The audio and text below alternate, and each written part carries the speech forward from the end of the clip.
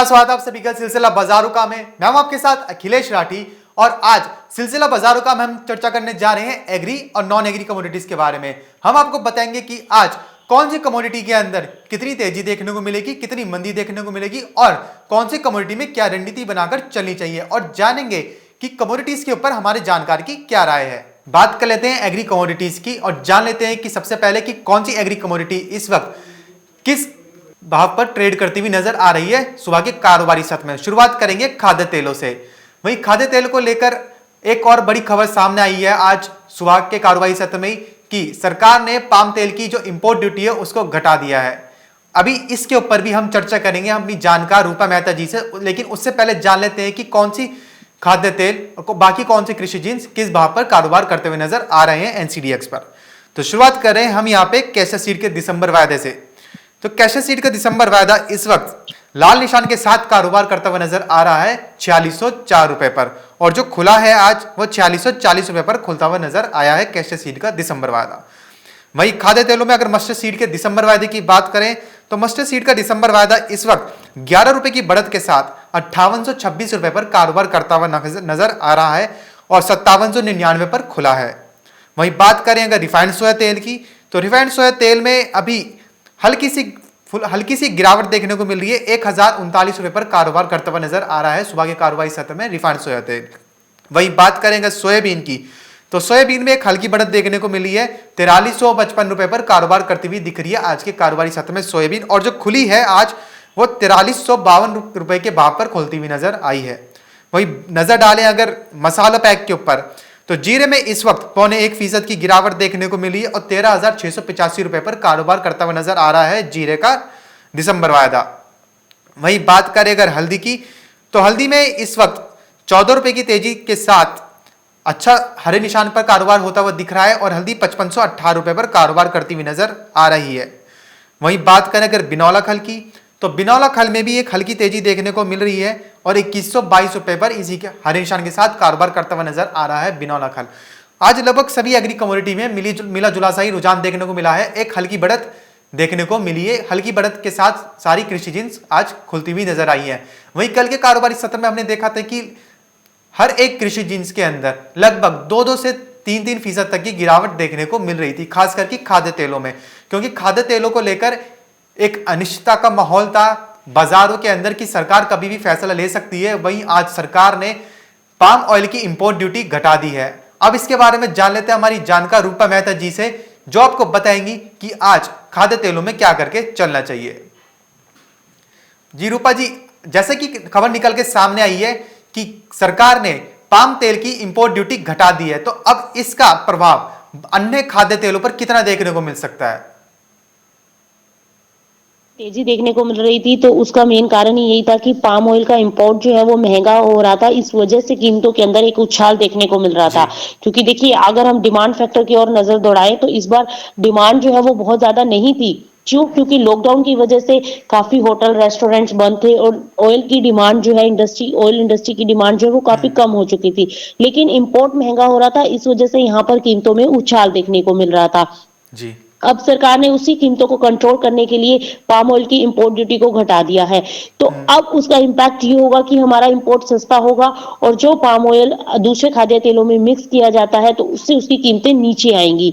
तो एक्सपेक्टेड है कि बाजारों में अब एडिबल ऑयल पैक के अंदर एक दबाव जो है वो देखने को मिल सकता है। और जैसा कि अभी इसके ऊपर विचार विमर्श चल ही रहा था और ये खबरें आने के बाद से ही हम देख रहे हैं कि खाद्य तेलों के अंदर एक दबाव बना हुआ था और बाजार जो है वो लुढ़कते हुए दिखाई दिए। सरसों और रिफाइंड ऑयल ऑलरेडी काफी गिरावट जो है ऊपरी स्तरों से दिखा चुके हैं। सरसों स्पेशली जो 6300 के हाई लगाने के बाद अब 5800 के आसपास कारोबार करती दिखाई दे रही है। इनफैक्ट 5800 के भी नीचे लुढ़क चुका है। अब यहाँ से और मंदी कितनी? अभी देखिए, आज बाजार थोड़ा सा बाउंस बैक दिखाता हुआ फर्स्ट हाफ में दिखाई दे रहा है, लेकिन हमें लगता है कि प्रेशर जो है वो बढ़ सकता है आज, क्योंकि हफ्ते का आखिरी कारोबारी दिन है। तो पोजीशनें भी स्केयर ऑफ हो सकती हैं, ऊपरी स्तरों पर प्रॉफिट बुकिंग हो सकता है। तो आज गिरावट बढ़ सकती है और ये गिरावट नीचे में अगर देखा जाए तो 5780 का अगर लेवल ब्रेक कर देती है, सरसों की बात करें तो मुझे लगता है कि नीचे में 5720 तक बाजार लुढ़क सकता है। तो सरसों में नीचे में 5720 की गिरावट देखने को मिल सकती है अगर 5780 के नीचे मार्केट टूटता है। अदरवाइज यहां से बाउंस बैक आएगा तो ऊपर में 5860 तक मार्केट जा सकता है।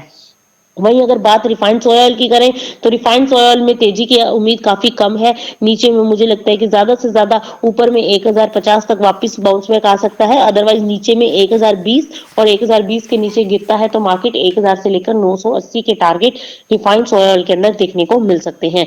वहीं अगर बात सोयाबीन की करें जी। तो देखिए सोयाबीन में बहुत ज्यादा गिरावट एक्सपेक्टेड नहीं है, क्योंकि इसका खुद का फंडामेंटल भी जो है उसका प्रोडक्शन इस बार काफी कम है, तो उसका भी एक इम्पैक्ट जो है कीमतों के ऊपर देखने को मिल रहा है। तो मुझे लगता है कि सोयाबीन ज्यादा नहीं लुढ़केगा, लेकिन फिर भी सोयाबीन जो है नीचे में 4280 तक अगर गिर सकता है, तो मार्केट जो अगर डाउन साइड बना, अगर बाजारों में बहुत ज्यादा गिरावट हावी हुई तो 4280 तक नीचे सोयाबीन लुढ़क सकता है। ओवरऑल वैसे सोयाबीन का आउटलुक ज्यादा गिरावट वाला नहीं है, मुझे लगता है कि 4280 के आसपास वापिस से बाउंस बैक आ सकता है। और अगर घुमा यहाँ से मार्केट तो 4340 के आसपास से यहाँ पर टेक्निकली एक बाउंस बैक एक्सपेक्टेड है, जो कि ऊपर में 4380 से लेकर 4400 तक जा सकता है। तो सोयाबीन में ज्यादा गिरावट के आसार काफी कम है, लेकिन सरसों और रिफाइंड सोया ऑयल यहाँ से लुढ़कते हुए नजर आ सकते हैं। सरसों नीचे में 5700 तक गिर सकती है, वहीं रिफाइंड सोया ऑयल की बात करें तो 1020 से लेकर 1000 तक की गिरावट देखने को मिल सकती है। जी रूपा जी, उसी के साथ एक सवाल लेना चाहेंगे। हमारे साथ दर्शक जुड़े हुए हैं, किशोर महाजन जी।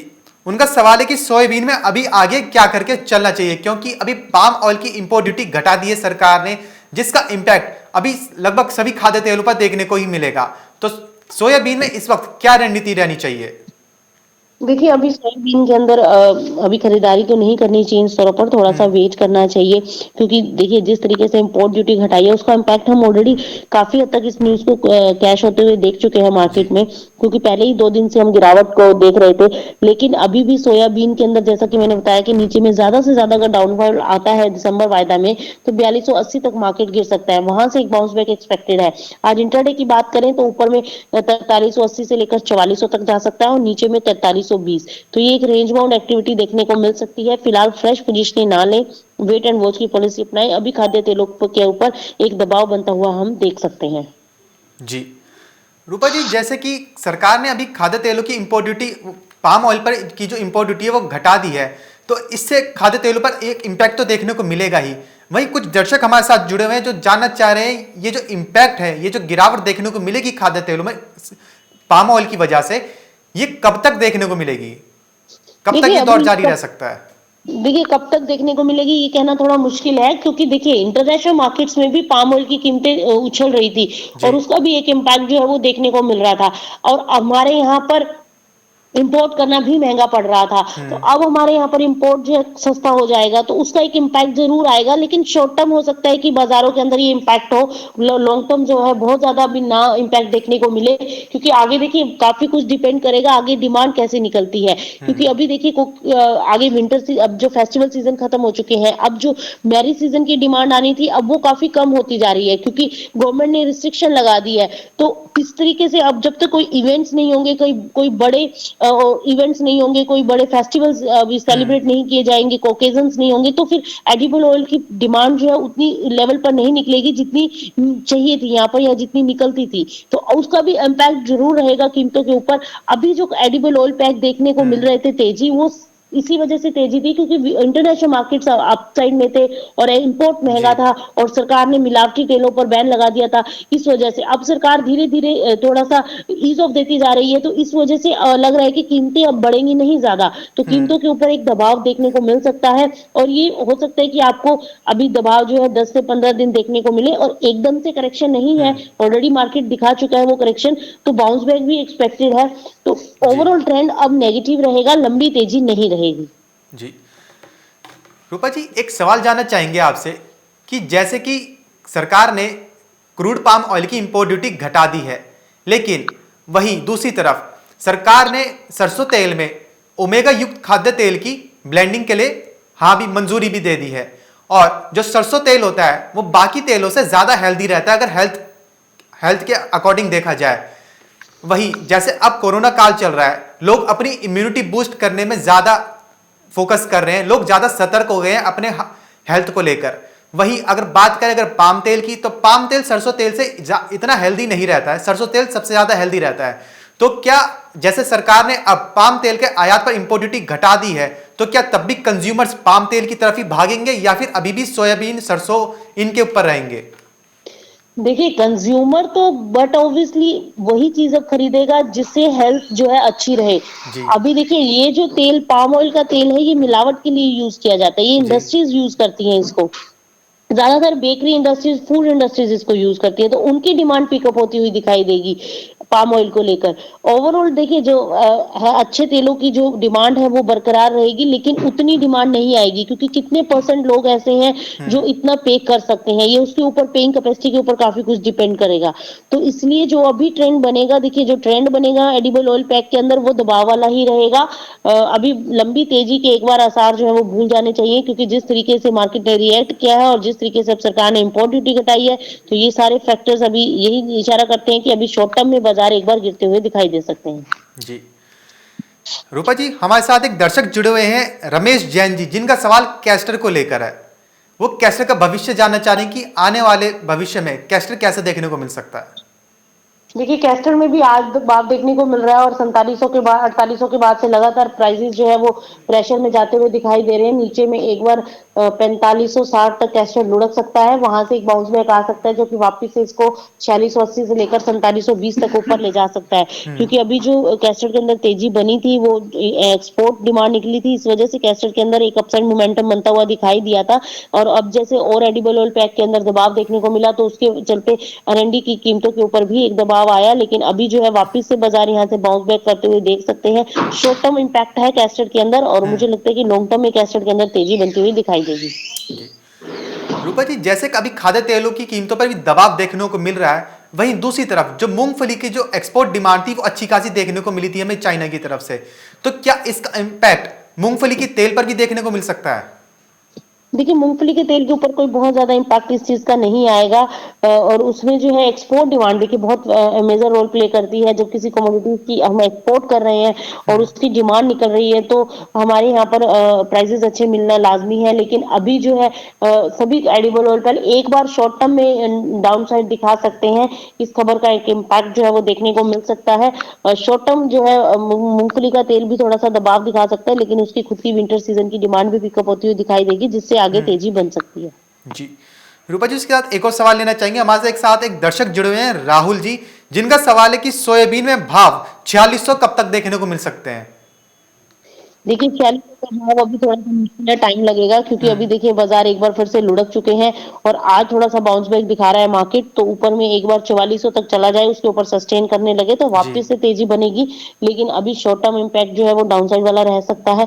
ऑलरेडी हम वैसे तो देखा जाए 2 दिन से हम ऑलरेडी इस न्यूज को कैश होते हुए देख चुके हैं मार्केट में, तो एक हल्का बाउंस बैक भी एक्सपेक्टेड है कि मार्केट एक बार दिखला सकता है और वहां से फिर हो सकता है कि गिरावट देखने को मिले। आज हफ्ते का आखिरी कारोबारी दिन, आज मुझे लगता है कि बाउंस बैक देखने को मिल सकता है फर्स्ट हाफ में और सेकंड हाफ में गिरावट बढ़ सकती है।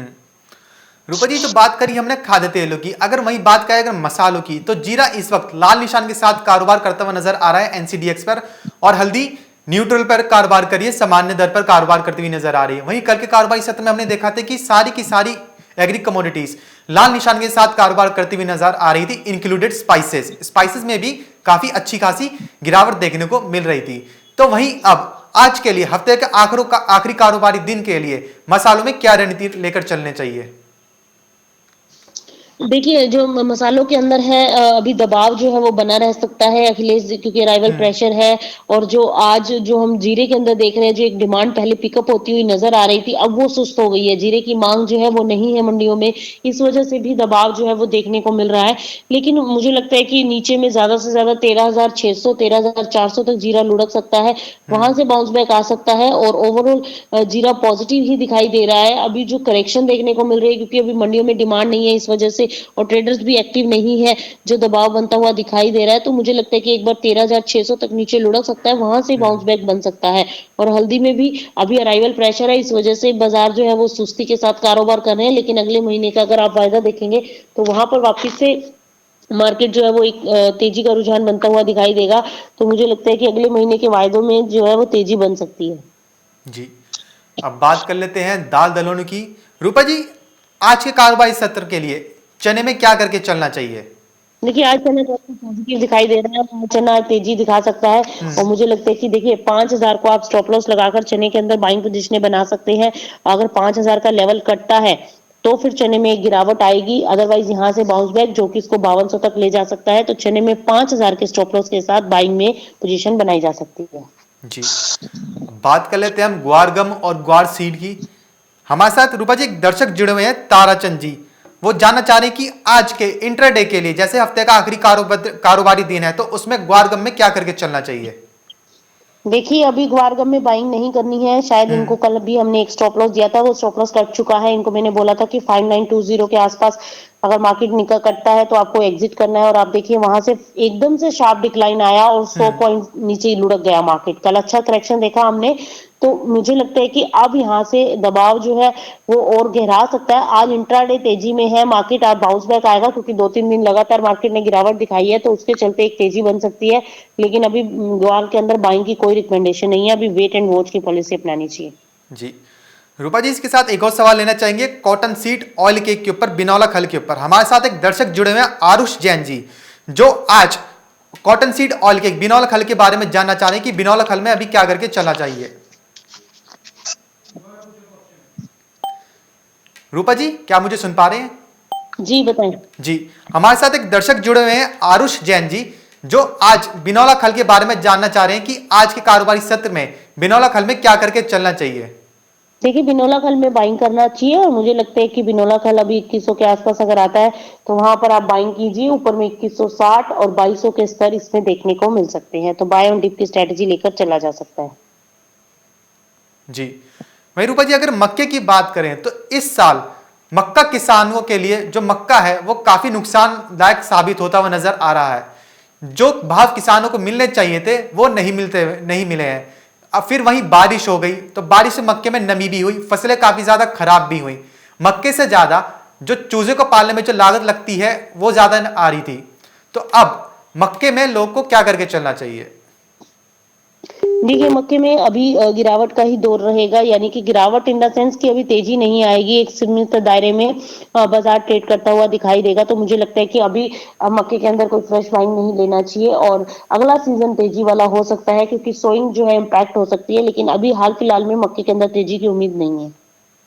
जी, रूपा जी चने का सवाल लेना चाहेंगे आपसे। हमारे साथ एक दर्शक जुड़े हैं, टिंकू गुप्ता जी, जिन्होंने लिखा है कि चना हाजिर में बाई करा है, 5,000 पे बाई किया है चना हाजिर में। अब उनको आगे क्या करके चलना चाहिए? देखिए चना अगर उन्होंने बाइंग किया है तो जैसा कि मैंने कहा कि 5,000 रुपए के आप स्टॉप लॉस के साथ अभी आप पोजीशन होल्ड रख लीजिए। चने में तेजी बनेगी, चने में बहुत ज्यादा गिरावट अभी नहीं है क्योंकि जो खबरें निकल कर आ रही हैं, देखिए जो अभी गिरावट देखने को मिल रही है उसकी वजह यही है कि खुले मार्केट में जो है माल निकाला जा रहा है, इस वजह से दबाव बना है। लेकिन जो अपडेट है वो ये है कि स्टॉक काफी कम हो चुका है और नई अराइवल आने में अभी टाइम है, तो इसीलिए आगे तेजी बनेगी। चना एक बार वापस से उन्हीं स्तरों पर जाता हुआ दिखाई दे सकता है, 5300 से लेकर 5400 की रेंज एक बार चने में एक्सपेक्टेड है। तो 5,000 के स्टॉप लॉस के साथ चने को होल्ड करके चला जा सकता है। जी, रूपा जी इसी के साथ एक और सवाल लेना चाहेंगे आपसे। हमारे साथ एक दर्शक जुड़े हैं, राकेश सिंगल जी, जिनका सवाल है कॉटन को लेकर, कपास को लेकर। इनका सवाल है कि कॉटन एमसीएक्स पर इतनी घट क्यों रही है और कॉटन एमसीएक्स पर 21,000 के प्राइस तक कब तक जाएगी? देखिए अभी थोड़ा सा जो है एक्सचेंज के ऊपर थोड़ा सा वॉल्यूम्स जो है वो काफी कम है, इसलिए वहां पर जो है इतना ज्यादा मूवमेंट एक्सपेक्टेड नहीं है, देखने को मिल रहा है। बाजार जो है वो सुस्ती के साथ कारोबार करता हुआ दिखाई दे रहा है, लेकिन ओवरऑल ट्रेंड देखिए पॉजिटिव बनता हुआ नजर आ रहा है। और अभी जो है 19,930 के आसपास भाव चल रहा है, तो अभी मुझे लगता है कि ऊपर में 20,500 तक भाव जा सकता है। जी, उसी के साथ रूपा जी एक सवाल लेना चाहेंगे, आशीष जैन जी जुड़े हुए हैं हमारे साथ, जो जानना चाहेंगे कि तिल के भाव में तेजी कब तक देखने को मिल सकती है? देखिए तिल में अभी इंट्राडे में तिल में अभी short term point of view से तेजी है, लेकिन लंबी तेजी नहीं है। अभी मुझे लगता है कि दिसंबर महीने में आपको एक तेजी का रुझान देखने को मिल सकता है। जी, वहीं रूपा जी हमारे साथ बहुत सारे दर्शक जुड़े हुए हैं जिनका सवाल दाल दलहनों को लेकर है। वो जानना चाहेंगे कि खासकर की अरहर दाल और उड़द दाल, इनमें अभी और कितनी तेजी देखने को मिल सकती है, क्योंकि पहले जो दाम मिल रहे थे वो एकदम से नीचे लुढ़कते हुए नजर आए हैं। तो अभी वहां से क्या तेजी निकलने की उम्मीद है?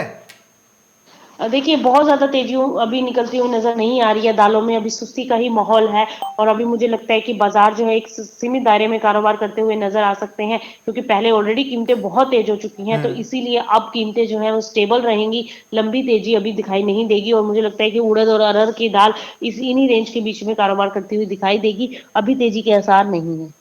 जी रूपा जी, इसी के साथ एक चीनी का सवाल लेना चाहेंगे कि हमारे साथ एक दर्शक जुड़े हुए हैं विजय कुमार जी, जिनका सवाल चीनी को लेकर है कि शुगर सेक्टर के बारे में बताएं, अभी शुगर में क्या देखने को मिल सकता है। देखिए शुगर में तेजी की उम्मीद नहीं है, क्योंकि डिमांड जो है फैक्टर वहां पर भी अहम रोल प्ले करता हुआ नजर आ रहा है, तो शुगर की कीमतें भी आगे नहीं बढ़ेंगी इस बार। देखिए आप, चाहे वो दिवाली थी चाहे कोई भी फेस्टिवल था, तो जो स्वीट्स की डिमांड जो है वो काफी ज्यादा नहीं निकली है, जो कि हर साल हमें देखने को मिलती है, तो इसलिए शुगर का इस बार डिमांड फैक्टर बहुत अहम रोल प्ले करता हुआ दिखाई दे रहा है। तो शुगर के अंदर अभी जो है प्रोडक्शन भी अच्छा खासा है, तो अभी तेजी की आसार नहीं है। मुझे लगता है कि यही जो रिटेल में अगर हम बात करें 38 से 40 रुपए का जो भाव है, इसी भाव के आसपास बाजार घूमते हुए दिखाई देंगे। जी वहीं रूपा जी, अगर अलसी की बात करें तो एक दर्शक जुड़े हुए हैं राम पाटीदार जी, जो अलसी के बारे में पूछना चाह रहे हैं कि हाजिर में हल अलसी के अंदर क्या करके चलना चाहिए अगर उनके पास स्टॉक है तो। देखिए मुझे लगता है कि दिसंबर में अब जो ये तेजी बनेगी, इस तेजी में आपको निकालना चाहिए, ज्यादा लंबा होल्ड ना करें। अभी थोड़ा बहुत बाजार पिकअप होता हुआ दिखाई दे सकता है, लेकिन लंबी तेजी नहीं है। दिसंबर माह में जो भी भाव मिले आप उसमें एग्जिट करने की पोजीशन बनाएं। जी रूपा जी, एक खाद्य तेल को लेकर सवाल लेना चाहूंगा आपसे। हमारे साथ दर्शक है अमन झा जी, जो मस्टर्ड ऑयल का फ्यूचर जानना चाह रहे हैं। देखिए मस्टर्ड ऑयल का फ्यूचर अभी थोड़ा सा दबाव वाला देखने को मिल सकता है, नीचे में 5700 और ऊपर में हो सकता है कि आपको वापस से 5900 6000 का स्तर देखने को मिले। अब जब तक मस्टर्ड 6000 के ऊपर सस्टेन नहीं करेगा तब तक लंबी तेजी नहीं है, और अभी बाजार जो है मुझे लगता है कि 68 5800 से लेकर 6000 के बीच में ही ट्रेड करता हुआ दिखाई देगा। अभी बाजार सुस्ती के साथ रहेंगे, अब खाद्य तेलों में तेजी एक बार बनती हुई दिखाई नहीं दे रही है। जी वहीं रूपा जी, एक और दर्शक जुड़े हुए हैं हमारे साथ विशाल अग्रवाल जी, जो जानना चाह रहे हैं वीट के बारे में कि इस वक्त गेहूं में कितनी तेजी एक्सपेक्टेड है और गेहूं का भाव आगे कितना तक जा सकता है। देखिए आगे तेजी बन सकती है, अभी हाल फिलहाल में गेहूं में तेजी नहीं है, अभी सुस्ती है, और आगे अगला सीजन जो है वो थोड़ा सा पिकअप हो सकता है और एक अच्छा अपसाइड मोमेंटम बन सकता है, और गेहूं के अंदर 200 से 300 रुपए प्रति क्विंटल की तेजी अगले सीजन में देखने को मिल सकती है। जी रूपा जी, जैसे ये हफ्ते का आखिरी कारोबारी दिन है, शुक्रवार है, तो आने वाला सप्ताह खाद्य तेलों के लिए कैसा रह सकेगा। देखिए ये वाला हफ्ता तो काफी गिरावट वाला रहा है, और आज इस हफ्ते में हमने लो लगते हुए देखे हैं, तो मुझे लगता है कि अगला हफ्ता, आज थोड़ा बाउंस बैक, अगला हफ्ता फिर से गिरावट वाला रह सकता है। ओवरऑल ट्रेंड नेगेटिव होता जा रहा है, और अगर और कोई कदम सरकार की तरफ से उठाए जाते हैं तो फिर उसका भी इम्पैक्ट देखने को मिलेगा, लेकिन अभी हाल फिलहाल में बाजार एक सीमित दायरे को पकड़ता हुआ नजर आ सकता है। गिरावट स्टेबल हो सकती है, थम सकती है, और वहीं पर अगर बात करें तो तेजी अब कहीं ना कहीं रुकती हुई नजर आएगी। जी वहीं रूपा जी, अमन झा जी जानना चाह रहे हैं कि रिफाइंड सोया तेल का फ्यूचर कैसा देखने को मिल सकेगा। देखिए रिफाइंड में भी दबाव है, रिफाइंड ऑयल में तो अब 1100 के ऊपर जो है मार्केट नहीं जा पा 1200 के ऊपर नहीं जा पाया, वहीं से सॉरी 1100 के ऊपर नहीं जा पाया, वहीं से घूमा है, तो मुझे लगता है कि अब रिफाइंड ऑयल में बिकवाली की पोजीशनें बनाना चाहिए, और 1050 1060 के लेवल्स काफी अट्रैक्टिव हैं, यहाँ पर 1100 के स्टॉप लॉस के साथ पोजीशन सेल की लेकर चल सकते हैं। रिफाइंड ऑयल अब एक ऐसी कमोडिटी हो सकता है जो आपको एक अच्छा मुनाफा सेलिंग में दे सकती है और 1000 के नीचे लुढ़क सकती है। तो मैं फिर कहूंगी कि अगर थोड़ा सा, अगर आपको लॉन्ग टर्म आउटलुक लेना है तो अब आप रिफाइंड ऑयल के अंदर बिकवाली कर सकते हैं। जी रूपा जी, कैस्ट्रो को लेकर सवाल जानना चाहूंगा। हमारे साथ दर्शक जुड़े हैं सुरेश चौधरी जी, जो जानना चाह रहे हैं कि हाजिर में कैस्ट्रो को रखें या बेच दें। देखिए अभी तो शॉर्ट टर्म में आप एक बार कैस्टर को होल्ड कर लीजिए, मुझे लगता है कि एक बार यहाँ से बाउंस बैक आ सकता है, क्योंकि अभी तो बाजार गिरते हुआ नजर आ रहा है। तो अभी आज के लिए आप अभी अभी थोड़ा सा 10 एक दिन आप वेट कीजिए, वापिस से 4800 के स्तर देखने को मिल सकते हैं, वहां पर आप एग्जिट कीजिएगा। जी एक हमारे साथ दर्शक जुड़े हैं रमेश सैनी जी, जो जानना चाह रहे हैं कि सरसों के अंदर ये मंदी का जो दौर चालू हुआ है, ये कब तक देखने को मिल सकेगा। देखिए, अभी शॉर्ट टर्म इम्पैक्ट है और ये इम्पैक्ट जो है हो सकता है आपको 10 से 15 दिन तक अब कंटिन्यूएशन में देखने को मिले। बाउंस बैक भी आएगा, ऐसी बात नहीं है कि हम्म। एकदम से ही गिरेगा मार्केट। तो बाउंस बैक ज़रूर एक्सपेक्टेड है, जो कि वापस से 6000 तक जा सकता है। अब देखना ही होगा कि 6000 के ऊपर मार्केट सस्टेन करता है या नहीं। अगर 6000 के ऊपर सस्टेन करेगा तभी तेजी बनेगी, अदरवाइज मुझे लगता है कि नीचे में 5700 और ऊपर में 5900 इसी रेंज में घूमता हुआ दिखाई दे सकता है। जी। रूपा जी, एक दर्शक जुड़े हैं हमारे साथ, सादेक मोमिन जी, जिनका सवाल है कि बिनौला खल लॉन्ग टर्म में स्टॉक करना चाहिए या नहीं। देखिए, लॉन्ग टर्म में ज़्यादा लंबी तेज़ी तो नहीं हम कहते कि आप लंबा। अब देखिए, जब स्टॉक करने का टाइम था तो वो 1700-1800 के लेवल थे जहाँ पर बाइंग बन रही थी, और 1900 के ऊपर जब मार्केट निकला था तब भी हमने बोला था कि अब यहाँ पर एक तेज़ी बनती हुई दिखाई दे सकती है। अब ये लेवल्स काफ़ी रिस्की हो सकते हैं क्योंकि रिस्क आपका ज़्यादा बढ़ सकता है इसके अंदर। ओवरऑल देखिए, हमारे हिसाब से एक बार 2200 से 2300 का स्तर देखने को मिल सकता है, तो उस हिसाब से आप अपनी स्ट्रेटेजी बनाइए। रिस्क इसमें बढ़ सकता है क्योंकि अगर गिरा मार्केट तो 2000 के नीचे लुढ़का तो फिर 1800 तक जा सकता है। तो ये एक रेंज है इसकी, अगर 2000 के नीचे गिरता है तो 1800 और 2000 के ऊपर सस्टेन है तो 2300। तो ये लेवल्स देखने को मिल सकते हैं, और अभी 21 सवा 2100 के बीच चल रहा है। तो आप ये देखिए कि अपने टारगेट से काफी करीब है, और गिरने के लिए यहाँ से 300 से 400 का आंकड़ा है। लेकिन अभी जो खबरें निकल कर आ रही हैं उसके चलते तेजी का ही रुझान है, और ऊपर में एक बार 2300 साढ़े 2300 का भाव दिखा सकता है। जी। वहीं रूपा जी, आज के कारोबारी सत्र के, जैसे हफ्ते का आखिरी कारोबारी सत्र है, तो हफ्ते के आखिरी कारोबारी सत्र में आज ऐसी कौन सी एग्री कमोडिटी है जो निवेशकों को सबसे ज्यादा मुनाफा दिला सकती है। देखिए, मुझे लगता है कि आज के कारोबारी सत्र में एक तो आप बिनोला खल के अंदर खरीदारी करके चल सकते हैं, दूसरा आप रिफाइंड सोया के अंदर आज बिकवाली की पोजीशन बना सकते हैं। जी। ये तो बात करी थी हमने कृषि जिंसों की। अब आपको लेके चलते हैं मंडियों की तरफ, जान लेते हैं कि आज आलू, प्याज और लहसुन का जो बाजार है वो कैसा देखने को मिल सकता है। हमारी जानकार रूपा मेहता जी से। रूपा जी, जैसे कि हमने देखा कि सरकार ने प्याज पर काफी ज्यादा फैसले लिए। पहले एक्सपोर्ट बंद करा, फिर इंपोर्ट के लिए कुछ अफगानिस्तान से भी इंपोर्ट चालू करा। वहीं पे सरकार ने इतने फैसले लिए कि कहीं ना कहीं जो प्याज है वो दबी हुई सी नजर आई। उस सरकार के फैसलों का जो इंपैक्ट था वो कहीं ना कहीं प्याज पर भी देखने को मिला। वहीं अभी भी देखने को ही मिल रहा है। कुछ एक जगह है जहां पे प्याज हल्की तेजी देखने को मिल रही है प्याज के अंदर, वहीं ज्यादातर जगहों पे प्याज के जो भाव है वो स्थिर ही देखने को मिल रहे हैं लगभग। वहीं नया प्याज भी अलवर जिले से देश में आ जाना चालू हो गया है। तो अब यहां से प्याज में अभी और कितनी तेजी देखने को मिल सकती है, या फिर प्याज के दाम स्थिर ही रहेंगे। देखिए, अखिलेश, तेजी तो बहुत ज्यादा एक्सपेक्टेड नहीं है, स्थिर रह सकते हैं। जो प्याज बढ़ रहा था उसको रोक दिया गया है सरकार की तरफ से, उस कीमतों पर कंट्रोल कर लिया गया है इंपोर्ट करके।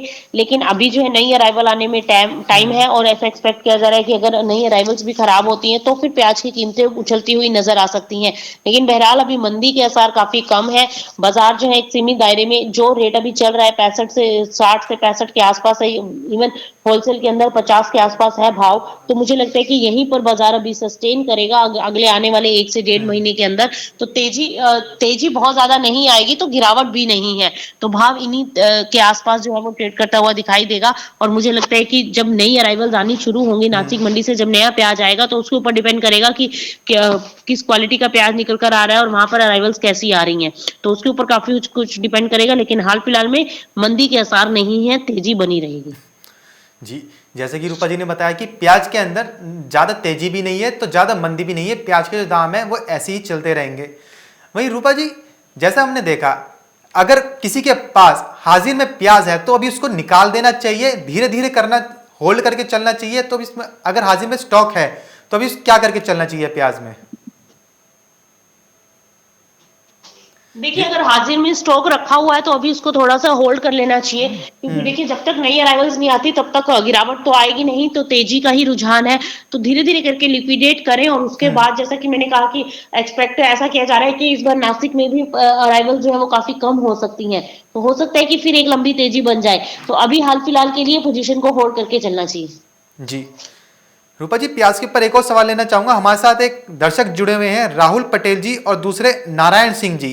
वो जानना चाह रहे हैं कि अनियन का फ्यूचर और प्याज में पहले वाली तेजी देखने को मिल सकती है क्या। देखिए अभी तो उतनी तेजी तो नहीं देखने को मिलेगी, लेकिन जब नई अराइवल्स आएगी और अगर उसमें क्रॉप डैमेज हुई या कम हुई तब तेजी बनती हुई दिखाई दे सकती है। लेकिन अभी फिलहाल के लिए अभी नहीं लगता कि 1.5 से 2 महीने में उतनी लंबी तेजी आती हुई दिखाई देगी, क्योंकि अभी सरकार जो है वो इंपोर्ट भी कर रही है और राजस्थान के अलवर से भी प्याज आ रहा है, तो कहीं ना कहीं कुछ एक डिमांड की भरपाई होती हुई दिखाई दे रही है। जो पहले बहुत ज्यादा डिमांड और सप्लाई का मिसमैच हो गया था, अब उसके ऊपर कंट्रोल होता हुआ दिखाई दे रहा है। तो इसलिए एक बार उतनी कीमतें बढ़ना तो पॉसिबल नहीं है, लेकिन हाँ बाजार फिर भी तेजी की तरफ ही रहेंगे।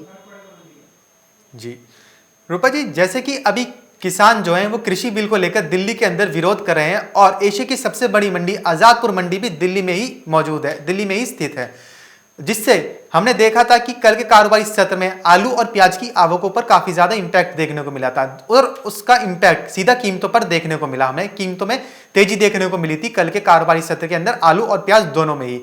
वहीं आज भी किसानों का प्रदर्शन चालू है, तो अगर ये प्रदर्शन चालू रहता है और आवकें नहीं पहुंच पाती हैं तो प्याज में क्या पहले वाली तेजी कायम रहेगी? देखिए बिल्कुल तेजी तभी बनेगी जब आप अगर मार्केट मंडियों में माल नहीं पहुंचेगा, तो दिल्ली एनसीआर में हो सकता है कि आपको फिर कीमतें जो है उछलती हुई दिखाई दें। अगर जिस तरीके से प्रोटेस्ट चल रहा है और उसका इम्पैक्ट जो है अगर अराइवल्स के ऊपर पड़ता है, अगर मंडियों में माल ही नहीं पहुंचेगा, तो फिर अगर सप्लाई जो है कम हो जाएगी और डिमांड बढ़ेगी, तो फिर डेफिनेटली कीमतों के ऊपर एक उछाल जो है वो देखने को मिल सकता है। और फिर जो अराइवल्स पहुंचेंगी नहीं, वो रास्ते में भी क्योंकि ये पेरिशेबल आइटम है तो ये खराब भी हो सकती है, तो इसीलिए इसका इम्पैक्ट जो है फिर आगे हो सकता है कि आपको थोड़ा सा मीडियम टू शॉर्ट टर्म में आपको ये इम्पैक्ट जो है वो देखने को मिले। लेकिन बहरहाल मुझे लगता है कि ये प्रोटेस्ट हो सकता है कि 1-2 दिन चले, मंडे से जो है सभी स्थितियां नॉर्मल होती हुई दिखाई दे। अभी आज आखिरी कारोबारी दिन है हफ्ते का और आगे सैटरडे संडे में बहुत ज्यादा मूवमेंट नहीं होती है, तो मुझे लगता है कि मंडे से सारी स्थितियां नॉर्मल होती हुई दिखाई दे सकती हैं। जी रूपा जी, उसी के साथ अगर बात करें लहसुन की, तो लहसुन का बाजार आने वाले सप्ताह में कैसे देखने को मिल सकता है? देखिए आने वाले समय में लहसुन के अंदर एक तेजी बन सकती है। आज भी हम देख रहे हैं कुछ एक मंडियों में 50 से 100 रुपए का उछाल जो है कीमतों में देखने को मिला है। तो जी जैसा कि मैंने पहले भी बताया कि ये महीना दिसंबर महीना जो है आगे तेजी वाला रह सकता है। विंटर सीजन की एक डिमांड पिकअप हो सकती है, तो दिसंबर तक जो है बाजारों में तेजी बनी रह सकती है। डेली बेसिस पे 50-100 रुपए का उछाल जो है वो कीमतों में देखने को मिल सकता है। जी रूपा जी, उसी के साथ बात करना चाहेंगी फलों और सब्जी की, तो क्या फलों और सब्जी में भी सर्दियों के अंदर तेजी ही देखने को मिल सकेगी? देखिए फल और सब्जी के अंदर अभी ऑलरेडी मार्केट जो है वो स्टेबल है। पिछले साल के कंपैरिजन में इस साल सब्जियों की कीमतों में उछाल देखने को मिल रहा है, क्योंकि अराइवल्स कहीं ना कहीं इम्पैक्ट हुए हैं, कोरोना का भी इम्पैक्ट है, इस वजह से हम कीमतों में तेजी देख रहे हैं। तो मुझे लगता है कि इसी रेंज में मार्केट ट्रेड करता हुआ दिखाई देगा, बहुत ज्यादा लंबी तेजी नहीं बनेगी। जी बहुत बहुत शुक्रिया रूपा जी हमारे साथ जुड़ने के लिए और अपनी जानकारी हमारे साथ साझा करने के लिए।